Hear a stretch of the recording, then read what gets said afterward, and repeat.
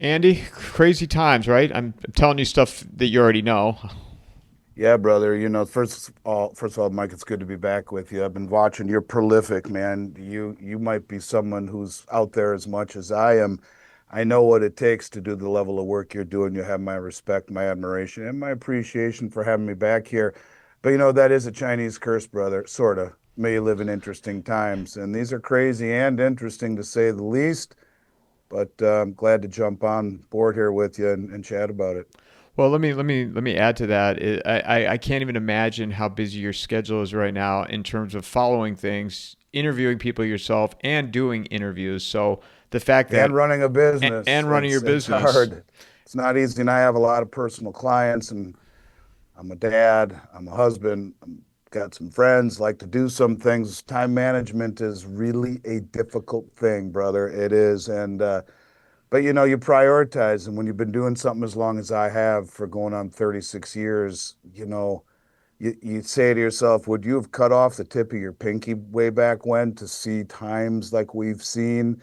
And I'm being facetious, of course, but you know, I think part of success is just having strong enough fingertips to be able to hang on and to be there to see this type of market. And I think that these are definitely times that I have nothing to compare them to in 35 years in this industry, nothing. And so it's exciting, it's exhilarating, it's exhausting, but this is all part of it, and it's a labor of love, and I'm happy to be here. I appreciate you taking the time as well.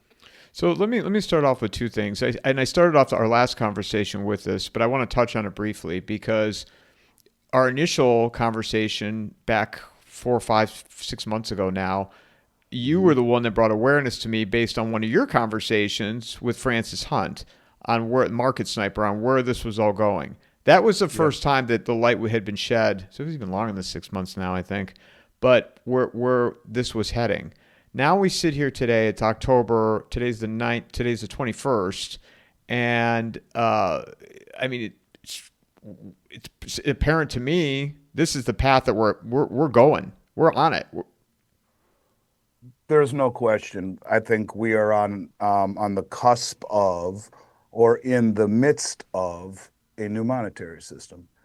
And I think you can say that with the passage of the Genius Act and what it portrays. I think you can connect many dots that we can talk about, um, ranging from what's happening in at the LBMA, what's happening on the COMEX, comments that have been made by folks like Stephen Miran or Judy Shelton, Scott Bessent, President Trump himself.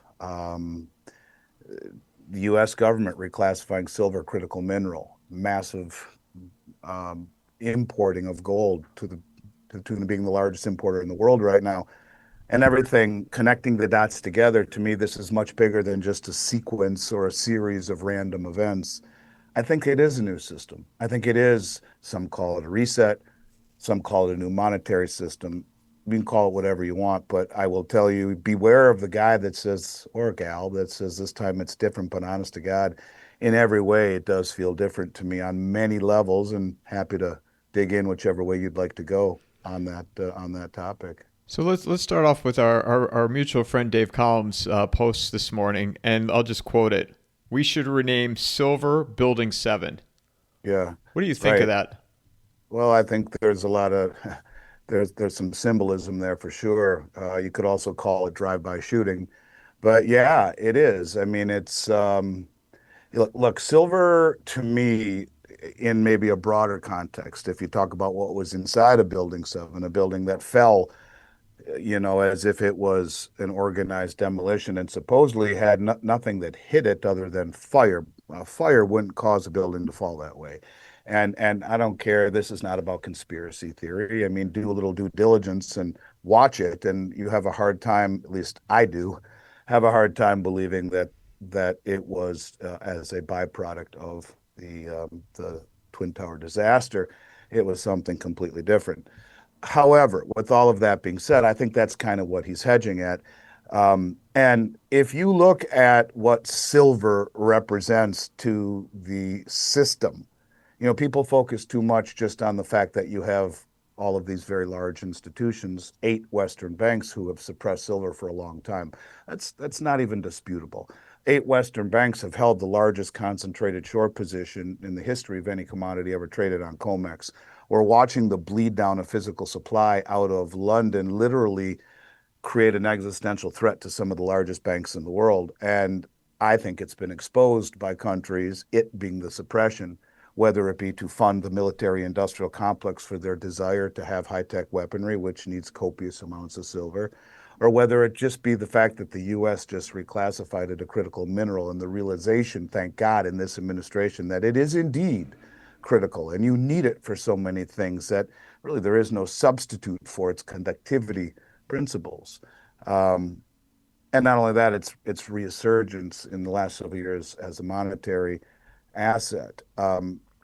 We focus too much on that. Let's take a step back and say, if you realize that there's a 140 million ounce float in London, the lowest there's ever been in the history of their recorded, since they started keeping records in the 140-year-old exchange, trading 600 million ounces of spot contracts a day, what could possibly go wrong? Add to that, you have up to 2 billion ounces in contracts out there that could stand for delivery against 140 million ounces. Now, if there were a failure to deliver, I think this is kind of what he's getting at. If I were to kind of figure out what he's thinking, is that the systemic contagion nature of that, not only would it bring down many of these very large institutions and their trading desks in metals, but these banks are far more than just trading metals.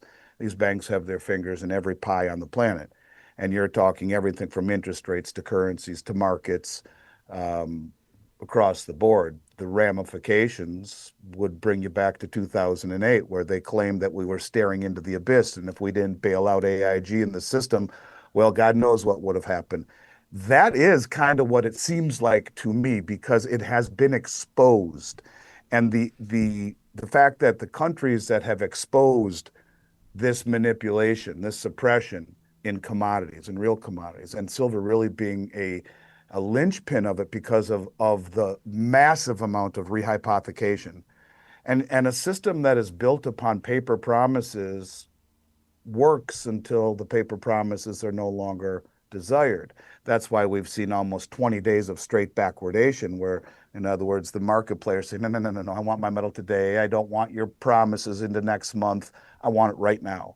And high lease rates of 39%, which are normally 1 or half a percent or even a little less, now 39% if you want to borrow that metal to cover your position, or 19% borrow rates on SLV if you want to continue to play the game. It's beginning to crack. And if you saw a failure to deliver in silver, where you have such massive distortions between contracts and metal, the exact same thing the Hunt brothers saw in 1980, but on steroids to the nth degree, like an IV drip of steroids, the contagion of bringing down other markets systemically becomes acute, becomes real, because these banks are the markets in so many ways across the globe. And when you talk about how they're all intertwined incestuously, credit default swaps, that's why AIG got bailed out. They were insuring all of these trades and they all started to go bad. And all of a sudden you had to bail out the bailer outer. And so what I'm saying to you, and then you look at what's happening here right now with the repo market again and what looks like a fragile banking system right now, this stuff is all starting to happen, but it's all connected. And I think silver is certainly something they don't want to let get out of hand. But when physical demand is at the level that it is across the globe, things are getting very, very interesting. If I had to guess, by the way, if I had to guess what happened over the last 24 hours, is that many of these large bullion banks unloaded huge amounts of silver futures contracts, right? Paper silver all at once to drive down the price. You don't dump things like that to maximize price. You do it for effect. It's a drive-by shooting. It's a building that just collapses.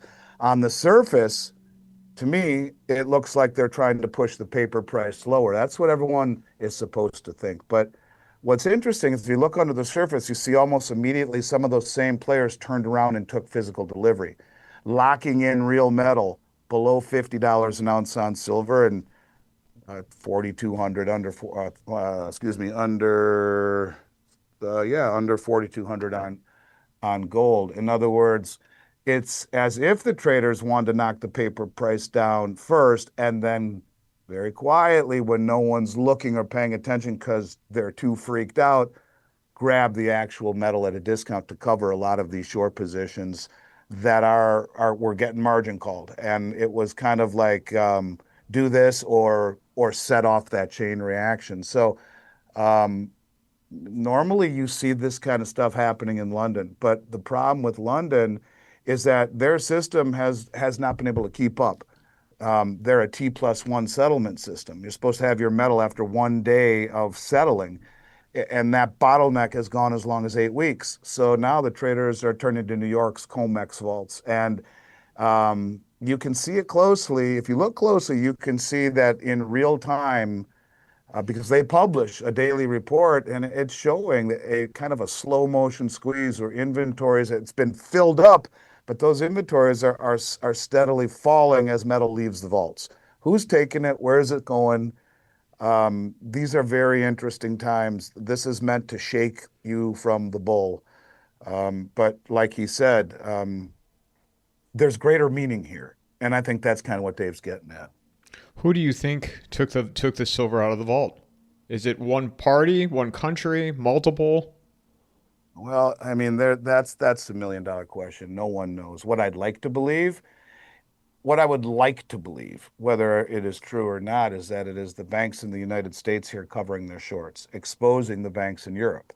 That's kind of Tom Luongo's angle, so to speak, that Trump is kind of going after the Bank of England and the European aristocrats who he believes was behind the color revolution and the election interference, previous election, and that this is his way of getting back at them, leaving all of those banks over there massively exposed to short positions and what could happen, this contagion, while the West brings back all of their gold. Because normally when you short on COMEX, you go long in London. That's what the banks would do on paper. COMEX sets the price. London going long on a future delivery contract offsets your risk. And now they bring back that metal to cover their short. And I would like to believe it is then leaving and going to the Treasury Department on a deal struck with the Exchange Stabilization Fund. Now, I don't know this to be true. And no one has said it but me. Maybe I'm an idiot. I don't know. But I look at the United States importing all this gold. Who the hell is importing billions and billions and billions and billions and billions and billions and billions and billions and billions every single week coming into COMEX? Who is it? And who do you think's buying all this silver if indeed the U.S. government just reclassified it a critical mineral? Is it possible? Is it possible that the same group that got in Trump's ear that said, look, the world is being drained of its commodities, and our banks have been playing this game to support not only the strength of the Western market, the illusion of bond supremacy and dollar supremacy by keeping gold low, Gibson's paradox, the inverse relationship between real interest rates and gold, but they're exposed in a massive way, bring down the West. So we need to have them bring their metal back, and we'll call it the guise under the guise of tariffs and arbitrage. Will fool everyone.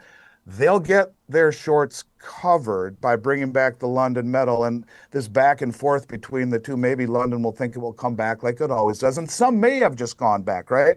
Because there's been a $2 or $3 spread called backwardation, which you never see in this market. It's very rare. It's also very bullish, where people can sell a contract on the futures market at a buck and a half back, or buy a contract at a buck and a half back, and do the opposite in London at spot and make that arbitrage. Well, some of it has gone back there, but most of it, I would believe, if I had to guess, was a deal struck between the bullion banks and the Treasury, where they said, A, you need to get your house in order and get covered. You can't be short like this when the world is accumulating. And B, we need it. So we're going to work out a deal with you. You're going to bring it back, and then you're going to give it to us. We'll pay you for it, but we need silver. It's now a strategic mineral, critical mineral. It was reclassified. And gold, I do believe. You listen to Judy Shelton, and I've had her on now twice. I believe her. They're going to peg gold to the back end of the bond market for a reason. We can get into as deep as you want on why that is and what the Genius Act in combination with that means. But the first step in any of these endeavors would be to get your house in order when you have short positions that, in all honesty, are an existential threat not only to these banks, but to the entire Western financial system as the contagion. If they get a failure to deliver in silver, what does it mean about their Treasury Department or their interest rate department or their Forex department? Who's going to trust them if one of the systems that they have been running forever collapses on a failure to deliver? What does it mean for everything else? So it is much bigger than just the fallout from a failure to deliver. It goes much, much bigger than that. Do you think that they'll be able to stop this spread and contain this, or is it are we past the point? Well, I don't know because I think you have to know who's doing it and what is the motivation. I think this is a one-off. I think this is a drive-by shooting. I don't think you're going to see a continued steady fall here. Because I think what they are trying to do, it's a race for physical commodities. And if you're able to knock the paper price down considerably and then buy the physical, I think that's what they're doing. Um, and it just seems as though this is a race for the world's commodities because the currencies that everyone holds, all of the world's currencies are more like melting ice cubes than they are a store of value. And I think there's an understanding that we are entering a new system.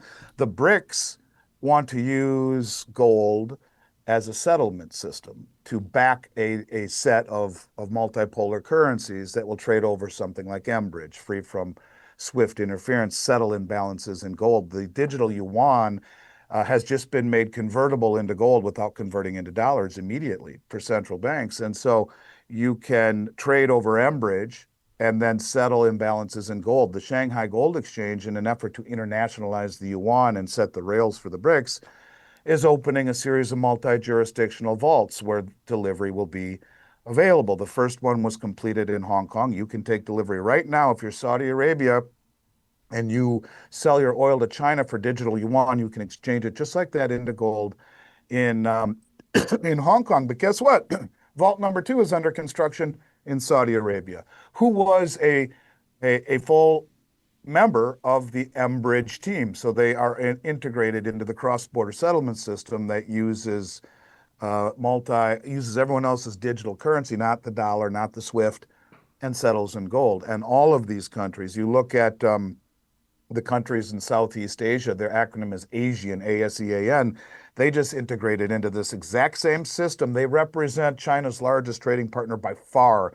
They have twice the population of the US, about 800 million people. They represent 35% of global GDP. Right now, they're integrated into this system with Enbridge. So all of this trading outside of the dollar chips away at the dollar hegemony, and then settling in gold chips away at the reserve status. And now I believe someone got to Trump and said, this is happening, and we need to fight back against it. And we need to bring these commodities back home. Making it a critical mineral is huge in silver. But the question really is, who the hell's been importing it all into this country? After being net exporters forever, now we're one, if not the largest importer in the world. And a lot leaves the vaults. Now, the vaults have been stuffed, but a lot's leaving. Where's it going? Who's taking it? To your point, don't know. What is the ultimate motivation? If it's the Treasury Department acting in concert with the commercial banks in order to stuff the coffers because it is now the path that is reckoned, um, they would be able to do that without congressional approval or without any public approval or notification, like they tell us anything anyway. But they could do that under the guise of national security. And I do believe when you look at like Stephen Mirren, the architect of the Mar-a-Lago Accord, who just so happens to be at the Federal Reserve now filling the vacated spot. By the way, Goldman Sachs said, if the market thinks for a moment that the Fed has lost independence, gold will go to 5,000. Well, Stephen Mirren is the architect of the Mar-a-Lago Accord, Trump's advisor. Now he's at the Fed.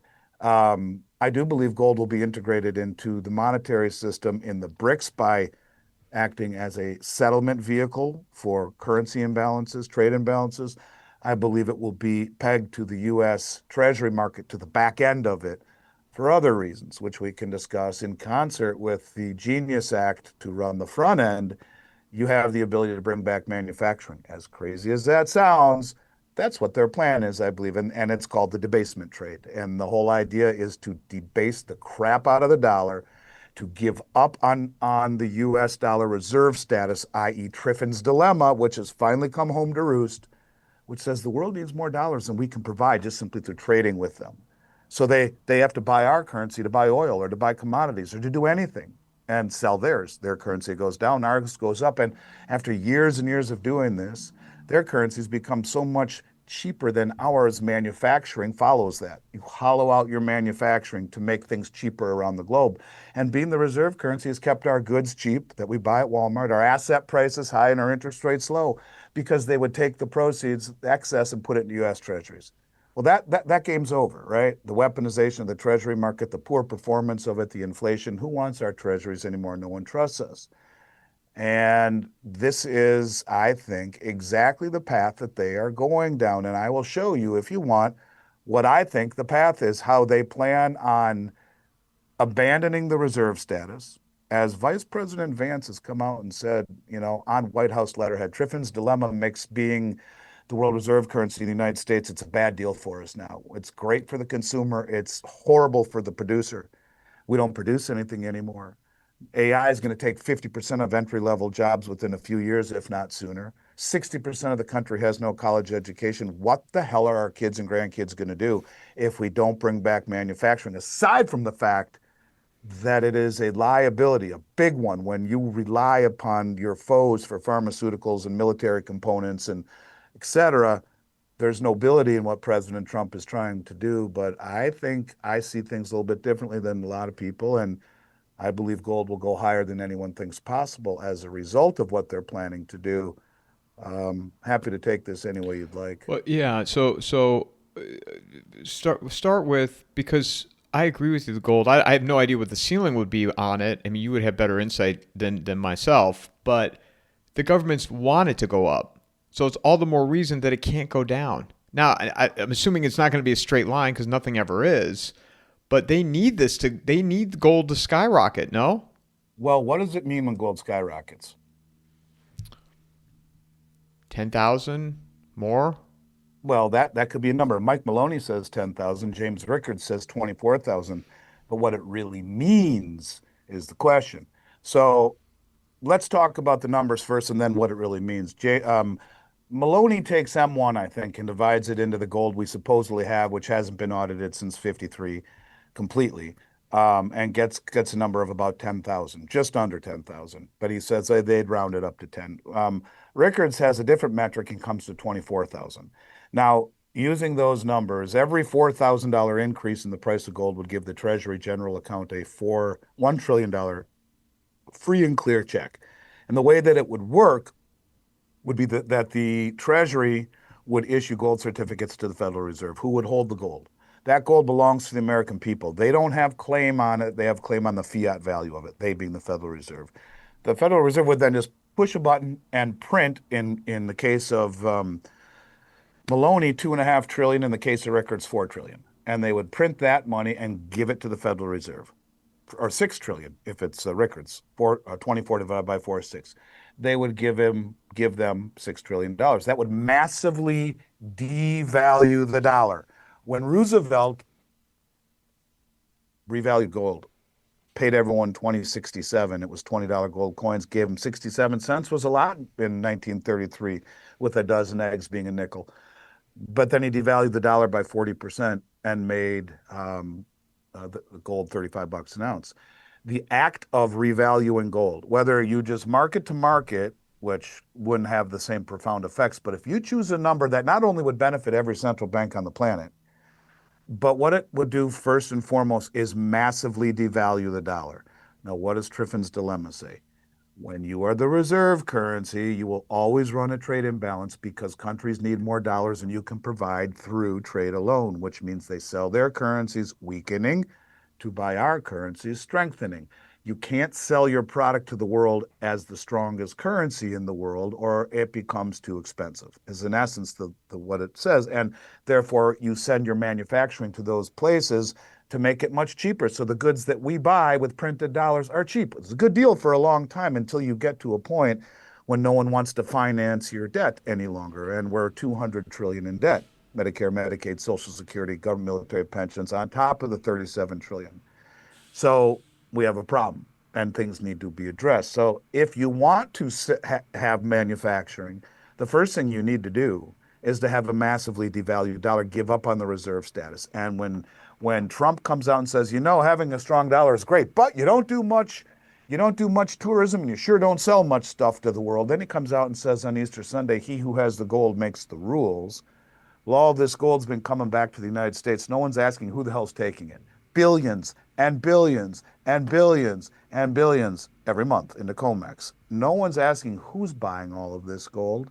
Who's got that kind of bread? All right, so you got all the gold coming back. You got Vance speaking out against Triffin's dilemma. You have Trump acknowledging that in comments. You have Trump saying he who has the gold makes the rules. You have Judy Shelton, who this will start to connect some of the pieces. She comes on my show twice now, once with Michelle McCory, once with me.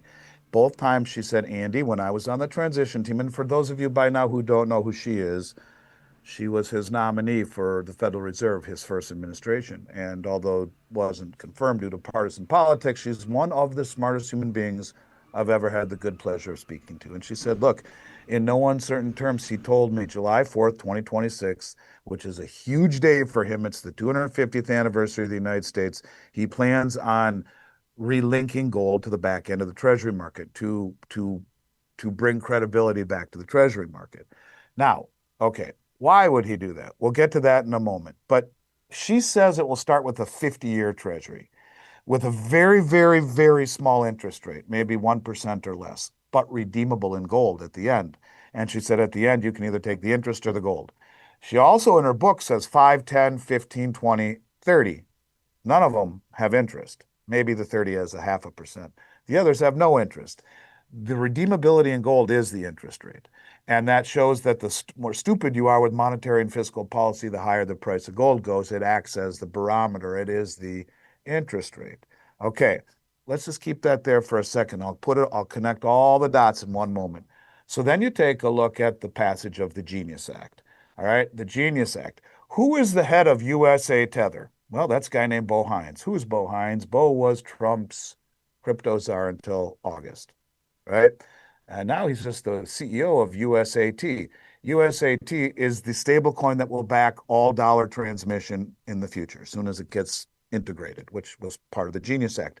Every time you use currency, I don't care how you do it digitally, whether it be a credit card or whatever, a wire, a check, whatever, it will create new stable coins. And instead of having to go leave the Ford dealership when you want to go buy a new F-150, you got to go to the bank and send them a wire. I don't care how much money you have. They're not going to take your personal check. We need a wire. Okay, I'll be back in an hour. You go and you send the wire. Now it'll be just like Venmo. Done. It's in your account. The stable coin transmission, much like Mbridge and Bricks Pay, which is the B2B retail side on that side of the world, it'll be something similar to that.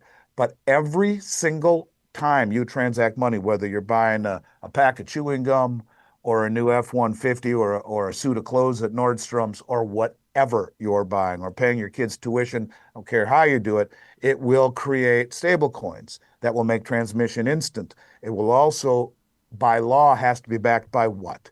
U.S. Treasuries. So they are going to load up on short-term U.S. Treasuries up to 2-year duration. What does that do? Synthetically drives down interest rates. Synthetically creates demand where the organic demand just happens to be fleeting. And so you drive down the interest rates. This is what he wants, right? He wants much lower interest rates. But Tether, what do they do with the interest that they get on the treasuries? We don't get it as the stablecoin holders. They do. They're mandated to do what? Buy more treasuries, which drives interest rates even lower synthetically, and buy gold and Bitcoin. Now, they have $8 billion worth of gold already on their balance sheet in Swiss vaults. Tether was just at the Beaver Creek Mining Summit, talking right to the miners. So what would the theory be if that every time someone spends money across the globe in US dollars, every time they're backed by treasury or backed by stable coins, every time it's moved, the stable coin has to create new treasuries. The spread that they get goes into more treasuries, which keeps rates lower and lower and lower. And the profit on that interest differential by buying gold jacks up the price of gold, devalues the dollar further, jacks up perhaps the price of Bitcoin. They own a lot, and I think they will use that to try to pay off the debt. The Bitcoin and the Russian foreign minister has talked about this about a month ago all over the place that they're going to try and screw the world by putting the debt in the cloud and paying it off. That's what he meant by this. Every single time that they go and buy Bitcoin, I believe ultimately they want to use it to pay down the debt, which is $200 trillion. It's not payable unless you think outside the box. A trillion seconds ago was 31,688 years ago. All right. So the Genius Act creates the engine of running the government and the short-term financing of it, right? And devalues or lowers interest rates, making paying off that debt easier. And as they continue to buy gold, the dollar goes down, the gold stack goes up, Bitcoin goes up, the dollar goes down further. They sell off the Bitcoin to start to pay down the debt. The Treasury gets all the money by revaluing gold. They can pay off the debt or retire some of their debt. Oh, we're getting somewhere now. How do you bring back manufacturing? I got an idea. You peg gold to the back end of the bond market where you have zero upfront borrowing costs. Zero, no interest. Zero upfront borrowing costs. In 20 years, you got to deliver the gold. Okay, so you bring back the manufacturing from across the globe at zero upfront borrowing costs. It costs a lot to build new manufacturing facilities in the 21st century and to train the people and do all this stuff. So you build it, you bring it back at no upfront borrowing costs, and you sell your products to the world at a massively devalued dollar, defaulting on the reserve status, but with the intention of becoming the engine of production like we were when our grandparents were running this country and produce things again. Because if we don't, we're dead. And my mentor, Richard Russell, God rest his soul, I always used to say 15 years ago, the Fed has two choices, inflate or die, hyperinflate or default. This is option three. You soft default on the US dollar reserve status in order to bring back manufacturing, in order to grow your way out of this problem because we can't grow our way out anymore. All we do is create financial assets, movies in Hollywood, and IT in California. You're not in those three places, you're dead in the water. And AI, look what that's going to do to Hollywood in and of itself, let alone the financial analysts and on Wall Street. Everything is changing. We need to make things again. And the only way to do that is to give up on being the reserve currency and to build our way back to being great. It's a cycle, and now we're down here and it's time to change it for our children and grandchildren. The only byproduct that I could see that would suck would be for people who don't own assets. If you don't own assets right now, you're in trouble because the dollar's down 11% already this year. This is what they want, a debasement trade. They're debasing the dollar to do this, to bring back manufacturing. And there is the nobility in there. You look at your little baby grandchild in the face and say, hey, you got a shot now, man. You and your family have a shot because we have to make things again. We can't be reliant on the rest of the world to do it for us. And there's going to be some pain to pay. I think people who don't have assets will experience, there will be years of universal basic income for people to make it while we regain ourselves with our back against the wall. And the US always seems to persevere then as being the engine of manufacturing again, or at least giving it a shot, because short of that, where we are going, we're in big, big trouble if we don't think outside the box to a degree like this. And the moral of the story of all this, Mike, is if you save all your assets in dollars, you're damn well destined to go broke. And if you're not a contrarian after all of this shit that we've seen, you're going to be a victim. And I believe that in my soul. I do believe that. And I am as big of a patriot with that flag behind you as you are. I thank God every day I was born in this country. And we screwed up a good thing with the reserve currency by going so far in debt we can never pay it off. We've bankrupted our children and grandchildren. This may actually work. At least it gives us a swing, right? It gives us an at bat. And hopefully we hit it out of the park so that our kids and grandkids have the world as an oyster, the world is your oyster. That oyster kind of sucks. Look at the current kids just coming out of college right now. They can't find jobs, none of them. It's the highest level of unemployment across the board. It's already starting to happen. So I think I think that's where we're going. Sorry to monopolize so much time. No, no, no. I had Dave and my friend Matt Smith on together a couple of weeks ago, and we were talking about where we're at now versus 2008. And one of the things that Matt said was, look at our society, our culture, and how Yeah. rotted and decayed it is It's now the versus worst part to 2008. me. It's the worst part. And I was very vocal about that. Lawlessness, wokeness. I'm a byproduct of meritocracy. I was a good athlete, went to the University of Minnesota with the hopes of playing baseball before I hurt myself. I outworked people. I outworked people in business and athletics. I wasn't the best athlete by far, and nor am I the smartest guy by far. I never even graduated college. I spent time there, and then I started a company at 20 years old with my father. And we've done it for 36 years without a customer complaint. I've outworked people. And to find in my home state of Minnesota, the epicenter of the craziness where they're defunding the police, where lifestyle is more important than hard work, and no one gave me anything. My father's middle name is Miles, and his best friend Franklin, middle name, lent us 60 grand in 1989 to start a company in the size of a closet before the internet. My parents sold everything they had to do it, their life insurance policies. We come from nothing. This country, thank God, has given me these opportunities. And when I saw just this horrible, not only the divisiveness, right, where you're defined by who you voted for, and you can't even have a civil conversation over a Thanksgiving dinner with people you love because you're so pissed at them right now because they won't even, they're just so angry at you about, you know, having the beliefs that you do. And the funny thing is, dude, I grew up in a household where my parents were hippies. I was a jock. My parents were hippies. My house smelled like weed. And the stuff that I saw is right out of that 70s show. And I got an older sister. It was like a movie. You could make a movie, Fast Times at Ridgemont High kind of movie. I understand lifestyle and have always respected it. I'm a very, very, if you want to do what you want to do what you want to do. I'm a fiscally conservative. I'm a libertarian, and I'd vote for Trump again. I just think that liberalism isn't liberalism anymore. It's radicalism. And the conservatives are now the liberals that I remember as a kid in the 70s. So I don't mean to go so far into the politics and off base, but to me, that is the rot. That is the problem. Our culture has been whitewashed. And the things that made this country strong, like belief in religion, like opening a door for a lady, yes, sir, yes, ma'am, like girls and boys in their own sports and bathrooms. And again, remember, I come from a background of craziness. And I'm all right with that. But, let's just go back to what made this country special. And the farther away you get from ideals and principles, I think the further away we get from bringing ourselves back from this mess. And that's why so many of the things that President Trump has done that to me seem so logical, the backlash by the left, it boggles my mind. Do they not remember the country they grew up in? You look at a guy like Bernie Sanders and his crap about socialism. The dude's got 3 houses. The guy's a multimillionaire. There's so much hypocrisy.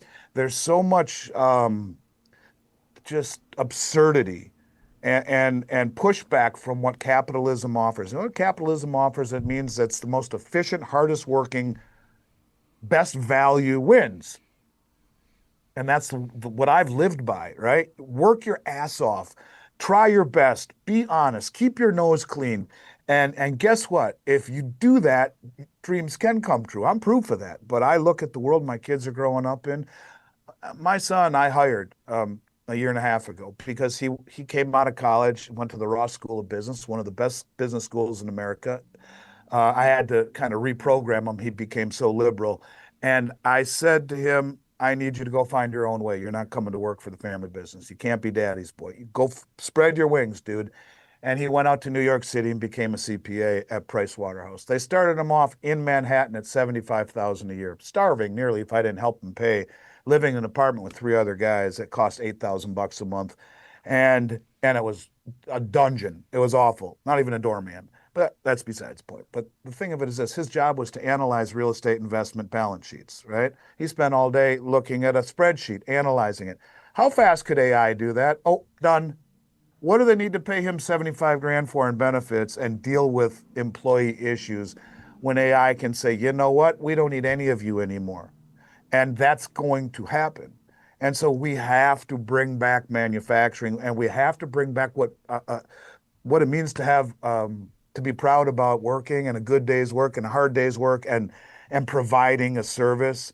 And we don't do that anymore. And that's the sad part about it. You know, I went and visited a client in Pittsburgh. All the steel mills are closed. I mean, it's like the stuff that made this country wonderful, um, whether it be the manufacturing or our culture or our respect for authority like police. You challenge authority respectfully, but our respect for, police officers. I left the state of Minnesota and came to Florida because of things like we led the nation's charge and defund the police. And I'm the farthest person from a radical right.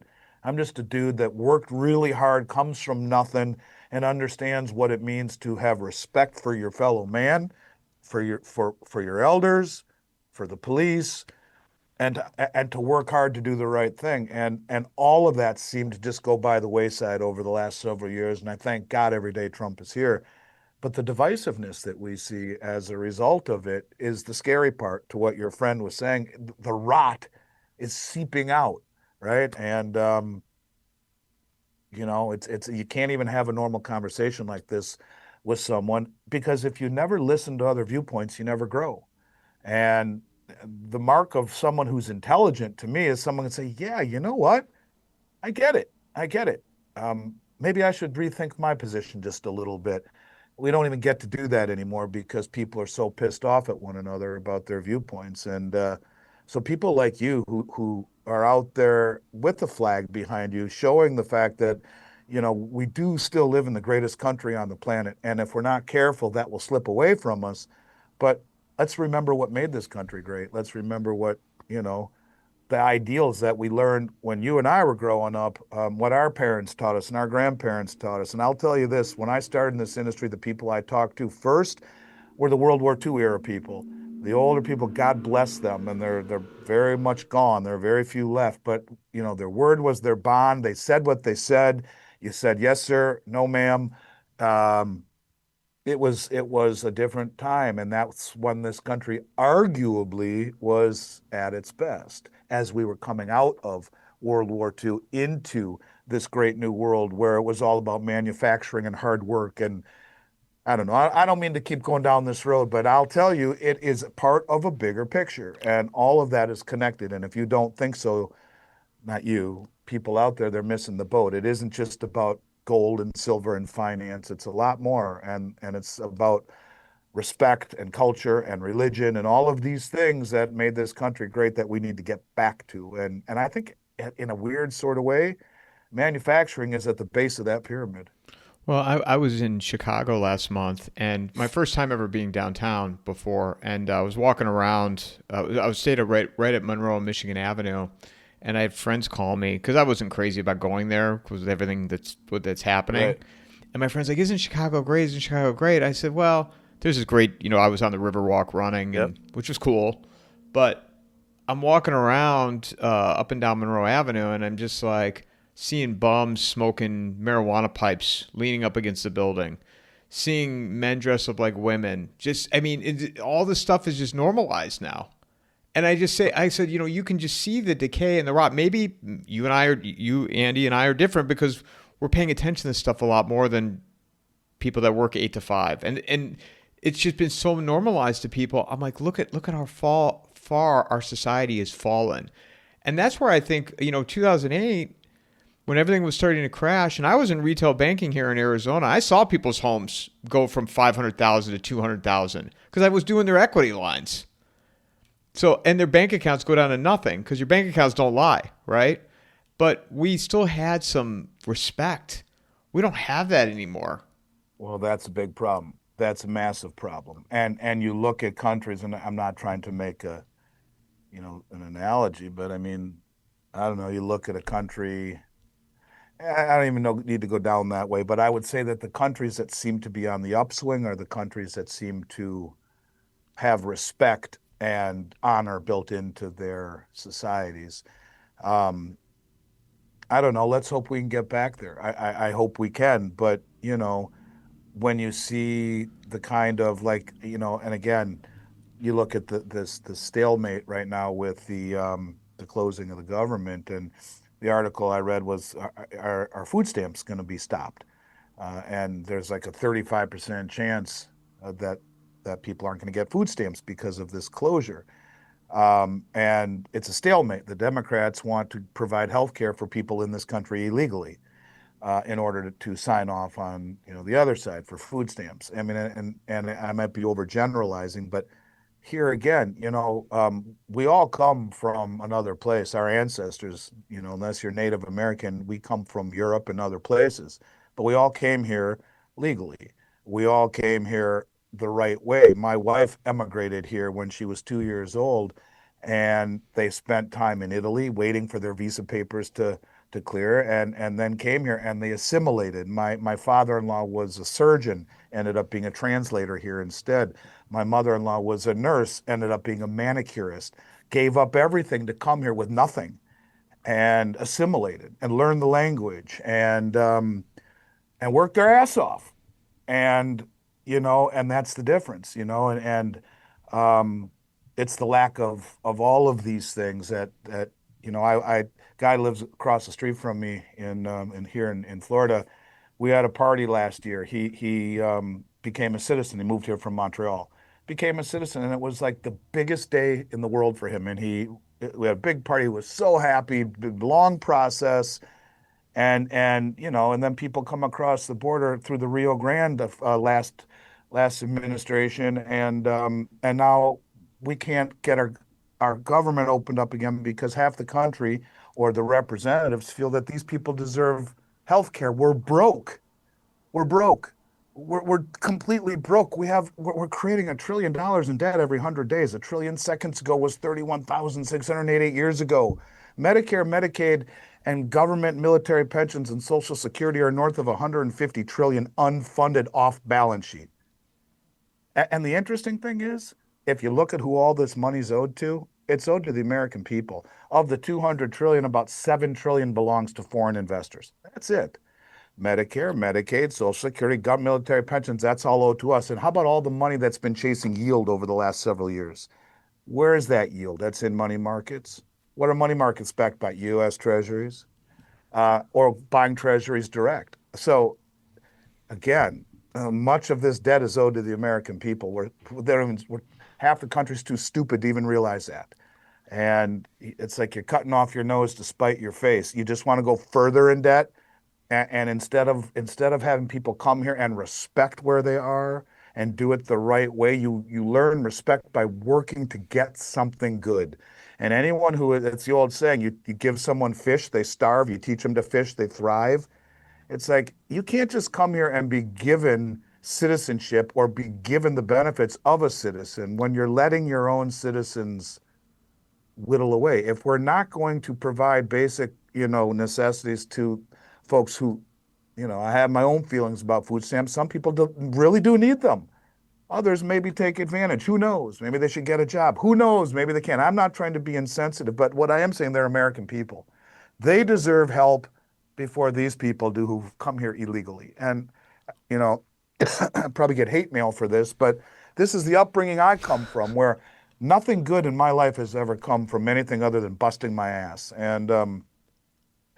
And I thank God every day I'm here, and I thank God there are people like you, Mike, that allow people like me to talk about it, and you yourself talk about it, because more people need to understand this isn't about being right-wing nut job. This is about having pride in a country that is based upon meritocracy and hard work and assimilation and integration and cooperation, and for a whole side of this righteous left side who prides itself at being so open to ideology and lifestyle. They sure are closed-minded as hell to discussion and to open debate. And so I don't know. I just think that this is all connected, and the financial side of it makes it far worse.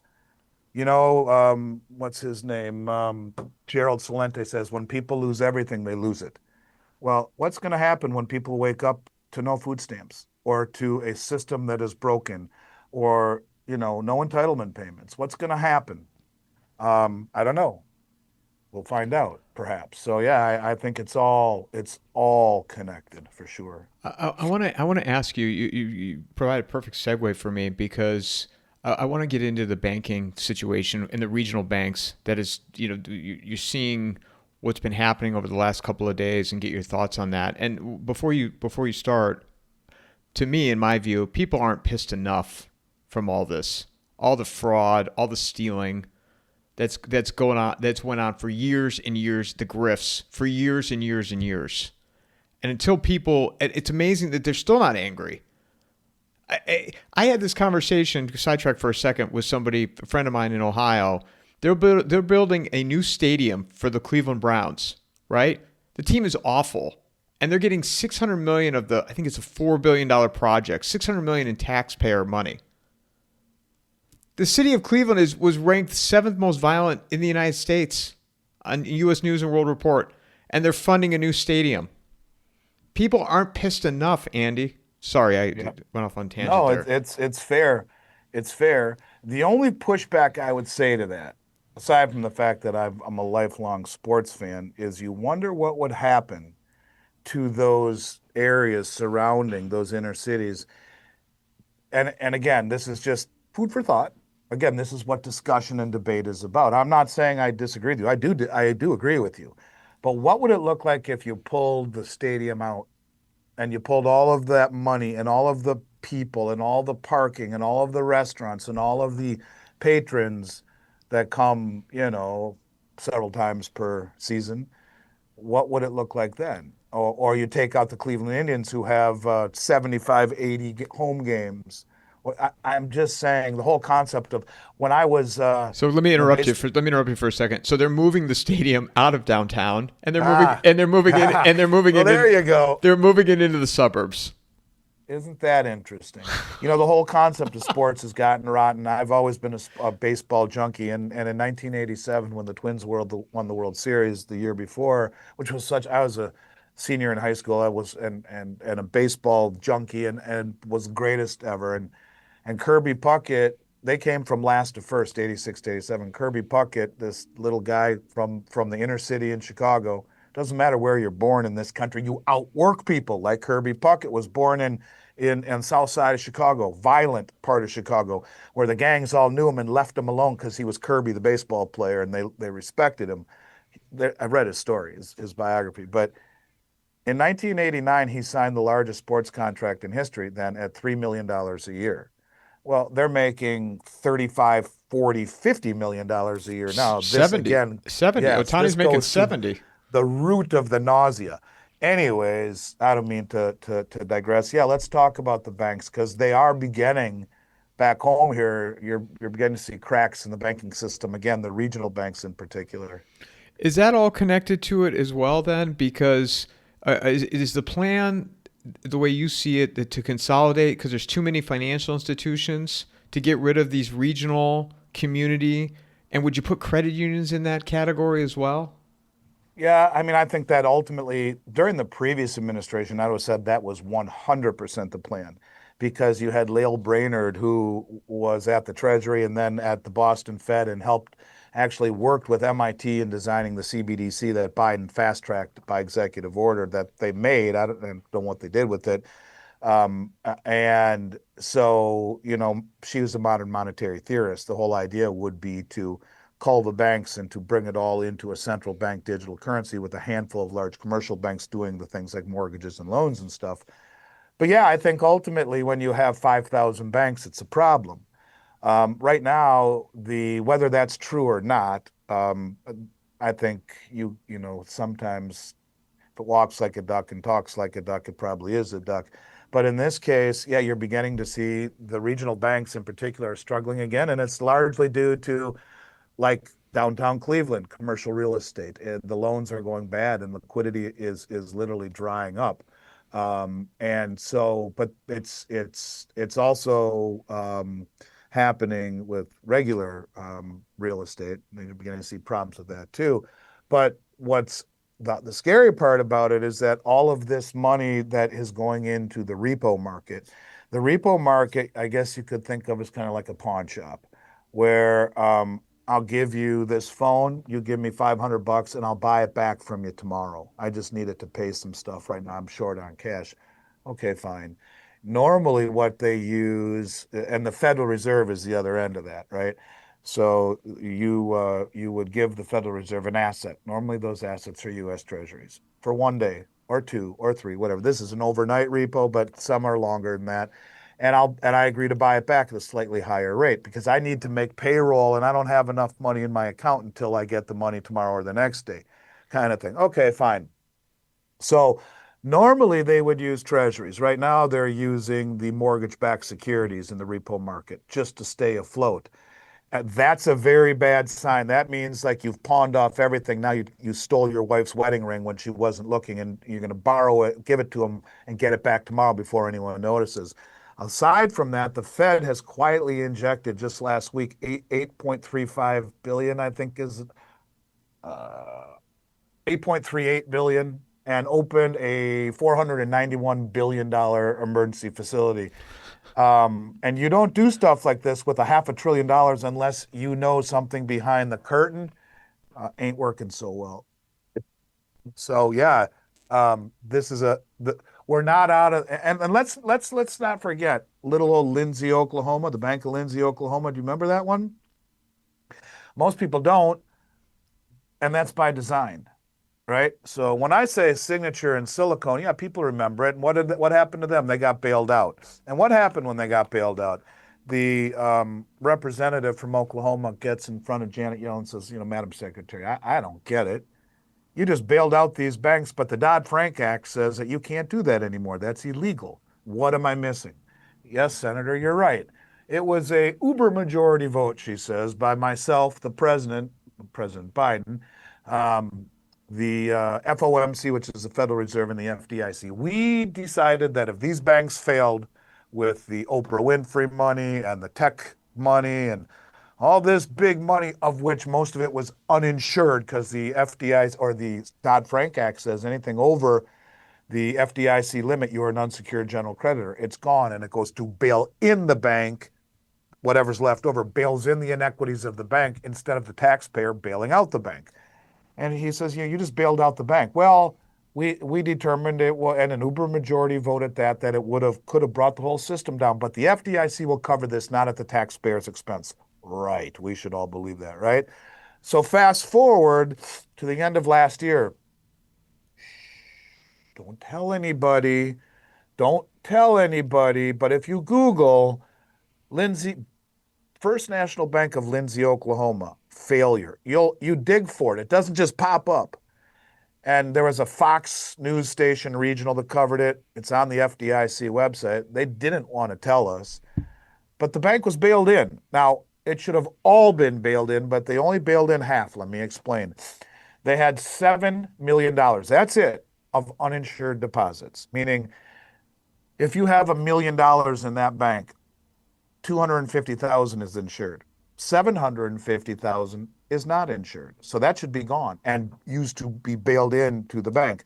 Little podunk Lindsay, Oklahoma only had a bank with 7 million in uninsured deposits instead of Silicon and Signature with billions in uninsured. People knew this and they still left it in there. But little podunk people where money means probably a whole hell of a lot more to them. If you had $1 million in there, they came in and they said the First National Bank of Duncan, Oklahoma, I think it was, will take over Monday morning. And your insured deposits are covered, will be available Monday. Half of your uninsured deposits will also be available, and you can pick them up on Monday. The other half, we have up to 4 years to pay you if assets exceed liabilities. At the beginning of the article, if you read it, find it, it will say liabilities greatly exceeded assets. But it says if it's not, well, then you get paid back up to within 4 years in bank stock of the new bank.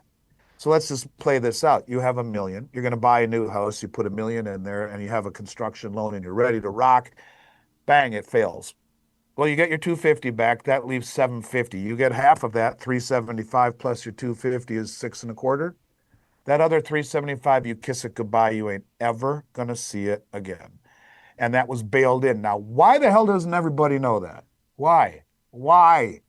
But it's law. It's the Dodd-Frank Act. Point of it is that it's a powder keg that of ridiculous proportions. Could it happen?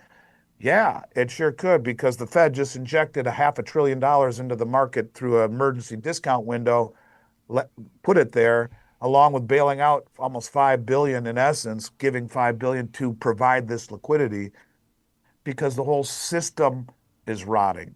And whether it be the metals markets in London, whether it be our culture in Chicago, whether it be the banking system, whether it be the rise of AI and the lack of employment, whether it be how we lie about the CPI and the employment numbers, whether it be divisiveness, all of these things are symptomatic of a bigger problem. And you have to start, I guess the only way to save the world is one person at a time, starting with yourself. And yes, money is not everything, but it's a lot better to have assets and have money and opportunity when the system breaks than having none because, you know, it just is, I guess. And at least you have an opportunity to survive and to protect your family and to be there through the tough times to make it to the good times. And you have a responsibility to your family to try and prepare the best you can for that. That's the way that I look at it. But I agree with everything you're saying. And I guess all of these things, which is really cool, by the way, Mike, and I really love you for letting me kind of go down this. I like talking like this, right? This is like just letting it go, right? Having a beer and talking with a buddy and seeing where things go. But that's what made this country great. It is respecting opinions. But to your point, it's a whole lot bigger than just a dude selling gold for Miles Franklin. It's a lot bigger. There's pieces everywhere, and gold and silver do fit into this. But getting back to our roots, to manufacturing, to our culture, to respect, to hard work, to meritocracy, respecting lifestyle, but not celebrating it. These kind of things, that's what I'm all about. Well, this is why I love having you on because of these conversations. Let me ask you, because I know I'm running out of time here with you, but two things. First question: how does the United States, in your view, fare as this is happening right now? But on the global level, who's going to feel it worse? Europe? I mean, we talked about Japan a little bit offline before we started. I'm seeing Argentina right now. I mean, President Trump was just saying on his gaggle that Argentina, they're dying and they had to infuse 20 billion to them. He's only going to guarantee those loans if Milei wins, and he's losing right now in the polls. Europe is being Europe is I mean, we're kind of turning into Europe in the respect they're losing their culture. Their ridiculous immigration laws has stolen away their culture. And you look at what's happening in Paris and in London, and it's just insanity. Again, stupidity at its Ireland, you greatest. see Ireland? I mean, Yes. And this all will filter this way. Um, and look, I'm very tolerant of things, but one thing I'm not tolerant for is immigration without assimilation. And illegal immigration without assimilation, I got no time for. And I'm all about human rights and I'm all about letting people live and make their own opportunity. But if you are going to come here, bad enough that you're here illegal, you better damn well do the best you can to assimilate and contribute. But to do these things that we're seeing in the UK, it's enough. I mean, it's just nauseating why anyone would want to live there at this point and then have your freedom of speech taken away to the point where a guy like you would be taken away in handcuffs for having such a horrible conversation about you the and me both. establishment that we just, We'd be yeah, we'd right, be sharing a right, cell, you and I. right, exactly, right. I don't know. Would they let you in? Do you think you'd even be able to get in there right now? I was there not too long ago. Luckily I got out, but I didn't see it as bad as it looks like on the media. I was just in like Piccadilly Circus area right there in the heart of London where I had some meetings with Jason Cousins from Glint. But you see some of this stuff and you wonder what the hell, because the way that the Muslim cultures that are coming into these countries are is that they have 6, 8 kids, and we have one or two, or not even any.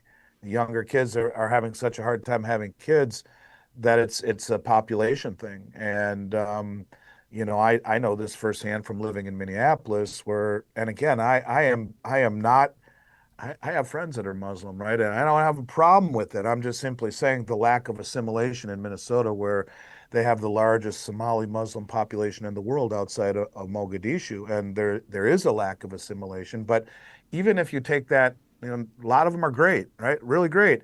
But they're now finding their way into politics because they have very large families and they congregate in one area and they continue to grow and expand. And this is why Elian Omar continues to get reelected. And I could cite other examples in the state of Minnesota, and I'm not speaking out poorly against the Somali culture or their religion or anything. I'm just simply saying they're expanding, and much faster than any ethnic class in Minnesota. And I wonder what it looks like in 20 years. Do they then control politics at that point? I grew up in a place, you know, in Minneapolis called St. Louis Park, and everyone called it St. Jewish Park. A lot of the kids were Jewish there, and when I was there in the 70s, and the families were, and they have a female Somali Muslim mayor now. You want to talk about how times have changed, and most of the Jewish families have moved westward. Look at New I'm York not City. speak. Look at New York City. Yeah, What's about well, to happen that's the there? point. Yeah. And actually, the mayor in the guy that's winning the mayoral race in Minnesota, it's the same thing, and he is far more radical than this guy, believe it or not. And he's Somali, and again, it's how the culture is changing. So they come in and they have much bigger families, and ultimately they get into politics. Isn't that kind of the concept of Sharia law, where they begin to change things? So our culture is changing. And that is part of the American deal. The only difference is that it used to be you assimilate and you respect the country and the ideals rather than trying to recreate your own. And you look at Elian Omar, just the way she wanted to redo the flag, it looks like the Somali flag, and she has greater. Um, she talks all the time about, well, I don't want to go down that road. Let me just simply say that there's a lack of assimilation and respect for the culture as it existed before they got there. I'm all for people coming into this country and making a better life no matter where you came from. But the fact that it all centers around the destruction of our culture is really a scary thing. And that's all part of a bigger picture too. And maybe you're right. Maybe we aren't mad enough. You're right. All right, last question. What about El Salvador? People praise, hype El Salvador. What's the future there look like? I don't know. You caught me off guard on that one. I don't know enough about it. I know that they own Bitcoin, and um, you know, their monetary system was in shambles, and maybe they found a better system for it. They do understand gold. I don't know what the future holds for Bitcoin. I wouldn't want to stake my whole future, monetary future upon it. That's for sure. I don't know. I'm the wrong, I guess next time, just so people know, I have no idea what you're ever going to ask me.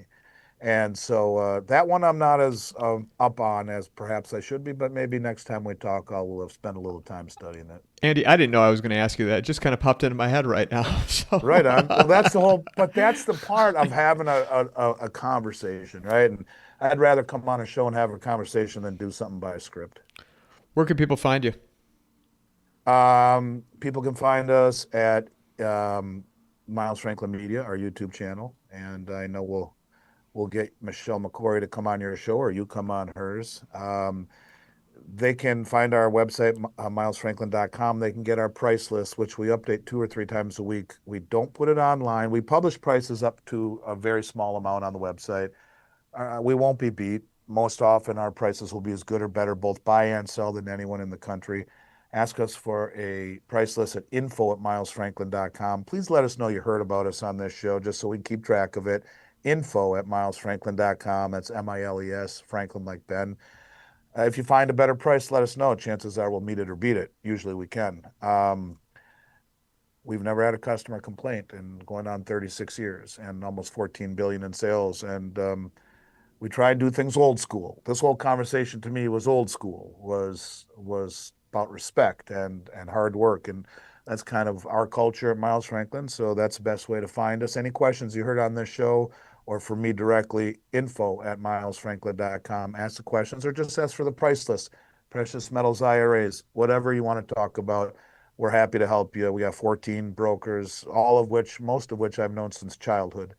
And in their own rights, were very successful before coming here. Wharton School of Business, private equity, Wall Street, et cetera, sophisticated brokers that are not order takers, and our prices won't be beat. So I appreciate you having me on, dude, and I'd love to do it again. And I'm sure there'll be a lot to talk about as the next several months unfold. So until then, I'll look forward to picking up where we left off, but really appreciate you having me on today to talk. I was going to ask you, is it buckle up now time, or things are, we're at a certain level of speed here where it's going to intensify, or do you think things will calm down for a little No, bit? man, I think since 2020, life's been like a roll of toilet paper, right? I mean, you go back pre-2020, it just spins. But now you start to see it moving faster, and you see something down there. The cardboard's coming. What is the cardboard? I have no idea. But it's spinning faster. In fact, I mean, time is it's a blur now. I think we're entering that phase of the hockey stick phase of insanity on many levels. And a lot of it having to do with what we just talked about today, resolving the issues that are in front of us. So no, I would bet anything against this start having that chill period, but as lovely as that sounds, I have a feeling it's going to be anything but. Remember the Chinese curse, may you live in interesting times. These are interesting, brother. As always, thank you for doing this. People that watch this on YouTube, Rumble, feel free to share, like, comment. I read all the comments. And then for people, I put up early on Substack for 24 hours for my paid subscribers. So if you like what I'm doing, please consider becoming a paid subscriber. Thanks, Andy. Thank you, brother. You stay well, Mike. Mic drop.